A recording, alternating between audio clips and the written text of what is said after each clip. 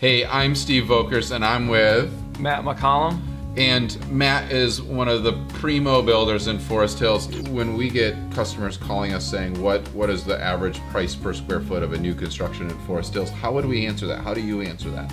I normally would say on average we're building somewhere between $150 and $175 per square foot. Okay. But I've done houses for $100 a square foot, and I've also done houses for $280 a square foot. Right. So there's a big spectrum in there.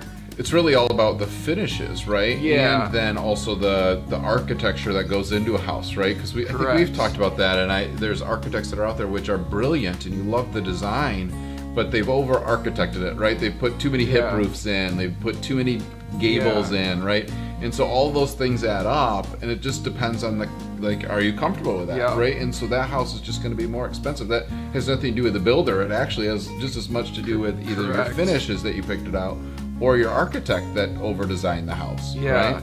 Actually, there's this old saying that builders are cutting corners, and so it's kind of, I don't know how to totally explain it, but if you're building a square box that has 4 corners, there's a better value that the builder can build that at a lesser price versus a house that would have 28 corners.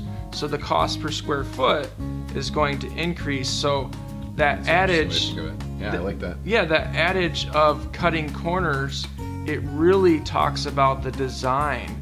And every corner that you design in a house, it does create interest. But so, like the home that we're in, this house doesn't have a ton of corners. I forget how many, but it doesn't have 28 corners versus a house that has 4 corners. Right. So yeah, architecture is very important. And so that's where that term came from, builders cutting corners. It really has to do with the design. I'm Steve Volkers, and I'm with Matt McCollum with Forest Hills Homes. Thank you so much for watching our videos and learning more about Matt's process of building homes in Forest Hills.